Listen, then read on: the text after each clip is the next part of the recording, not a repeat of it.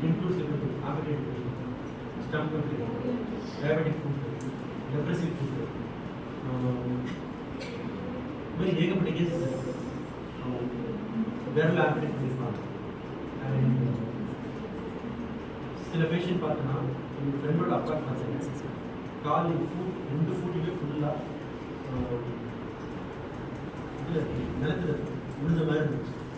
ஒரு விட அப்படி டீப்பாக காலை கீழே வச்சாலே வலி. அது இல்லைன்னா கிராக்ஸ் இருக்குங்க நம்ம பேர் அவருக்கு கால் ஃபுல்லாக அதர்ஸ் ட்ரீட்மெண்ட் எடுத்துகிட்டே இருந்தாலும் சரியாகவே மாட்டேங்குது. நிறைய வேலைக்கு போக முடியல, எதுவும் முடியல, எதுவுமே பண்ண முடியல. அதனால் யதார்த்தமாக ரொம்ப கஷ்டப்பட்டு கான்டாக்ட்ஸ் புக் பண்ணி ஹாஸ்பிட்டல் வந்து அந்த மாதிரி கேஸ்லாம் நம்ம எடுத்து போவோம்.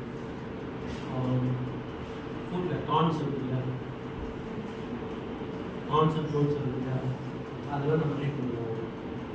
அது நம்ம வேலை என்ன இருக்குங்களா, நம்ம லாட் ஆஃப் ஒர்க்ஸிங் கான்செப்ட் அது ஏகப்பட்ட விஷயங்கள் நம்ம பண்ண வேண்டியது. உண்மையை சொல்ல போனால் நம்ம ஒர்க்கு தான் அதில் அதிகம்.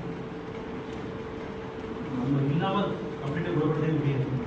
மிக lots and lots of tons of works இந்த ஃபுட்லேயும். அண்ட் அதனால தான் ஹேண்டில் ஒரு தனி கோர்ஸே எம்பிடி ஹேண்ட் 2 வருஷத்துக்குள்ள நீங்கள் ஹேண்டை பற்றி படிக்கணும். அவ்வளோ பாருங்கள் 2 வருஷம் படிக்கிறத பற்றினா பாருங்கள். அதே மாதிரி தான் ஃபுட் எடுக்கிட்டால் ஃபுட்டுக்கு ஒரு கோர்ஸ் வரணும். எம்பிடி ஃபுட் செய்யணும். அவ்வளோ எம்பி பொடியேற்றி வந்துச்சு, எம்எஸ் பொடியேற்றி வந்துச்சு. பட் நம்ம பொடியேற்றி வராது. அதுவும் சில கண்ட்ரீஸில் இருக்குன்னு சொல்கிறாங்க. நம்ம இவ்வளோ வரைக்கும் நம்ம பேசுறது ரொம்ப சின்ன விஷயம். இந்த விஷயத்துக்கு இவ்வளோ முக்கியமாக அனலைஸ் பண்ணுறது ஆக்சுவலி உங்களுக்கு நல்லா நோட் பண்ணி பார்த்தீங்கன்னா இங்கிலீஷ் நடக்கும்.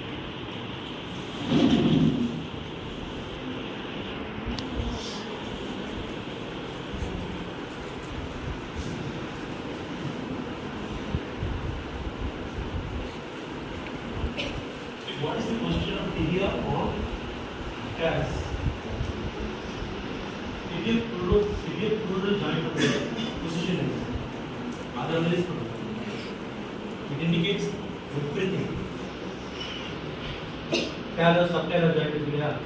On the joint la the articulation is there. Everything is there. அப்ப அந்த ஆர்டிகுலேஷன் சொல்றதுலாம் அதுல நான் எக்ஸ்டர்னலி ஒரு ப்ளூ கீழே ஒன்று இருக்கும். அது வந்து கரெக்டாக சட்டையில் போன் கம்மன் நேரத்தில் கம்மன் ஃபிக்ஸ் லைக் திஸ். அதனால் மூவ் ஆகாது. இதே தொங்க விட்டோன்னா மூவ் ஆகும். அங்கே வந்து they will go for searching correction. They will deepen the blue so that it will fix inside. So lock ஆனால் அது பண்ணதுனால என்ன பிரயோஜனம்? லாக் ஆகுமா? அது தேவை மசில் ஹோல்டு லாக் ஆகும். அது நம்ம you have lots and lots of tons of this. We have brushing, but இது மட்டும் இல்லை. இவங்களுக்கு உதாரணமாக இவங்களுக்கு என்ன பண்ண முடியும்னா பெருமிஸ் நாலோ ஸ்கூல் என்ன பண்ணணும், எக்ஸசைஸ் பேலன்ஸ் காங்கிரஸை ஸ்ட்ரெச் பண்ணணும், இன்டர்னல் சாண்டிலேட்டர் ரிலீஸ் பண்ணணும்.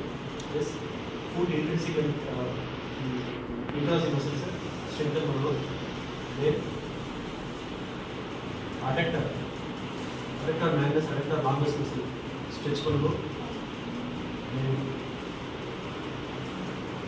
hip flexors strengthen பண்ணணும். lumbar lordosis traction பண்ணணும். lumbar lordosis traction பண்ணணும். hip flexors strengthen. lumbar lordosis traction பண்ணணும். hip flexors deep strengthening பண்ணினாலே அப்போதே ஒரு சேஞ்சஸ் இருக்குது. ஆன் ஸ்பாட்டில் சேஞ்சஸ் இருக்குது. சில பேஷண்ட்ஸு ஃபுட்டை தொடாமல் ஹிப் ஃப்ளெக்ஸார் ஸ்ட்ரெக்தன் பண்ணிவிட்டு சில உள்ளுக்குள்ள வந்து கிளாப்ஸ் ஆகிருக்கும். உள்ளே வெளியே பெட்டை கை வச்சு உள்ளுக்குள்ள டீப்பாக போய் வி ட்ரை டு ஆக்டிவ் கொஞ்சம் வலிக்கும்.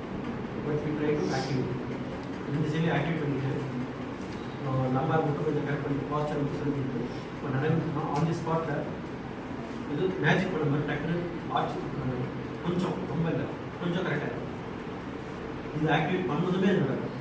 இந்த ஆக்டிவேட் பண்ணதுமே இதோட லெங்தையும் அட்டைன் ஆகிடும். அதுக்கப்புறம் காலில் இருக்கக்கூடிய ஹைப்பர் எக்ஸ்டென்ஷன், முட்டியில் ஹைப்பர் எக்ஸ்டென்ஷன் கரெக்ட் ஆகிடும், அது கொஞ்சம் குறைஞ்சிடும். அதுக்கப்புறம் காஃப் கொஞ்சம் கரெக்ட் ஆகிடும், இந்த ரிஃப்ளெக்ஸ் கரெக்ட் ஆகிடும். அதுக்கப்புறம் இன்வேஸ் ஆக்டிவ் போஸ்டீரியர் இங்கே activate, so it will sacrifice on spot. இந்த இண்டிகேஷன் அதை நம்ம கரெக்ட் பண்ணிடுவோம். அப்போது நான் ஏன் வந்து ஃப்ளெக்ஸாக சொல்கிறேன்,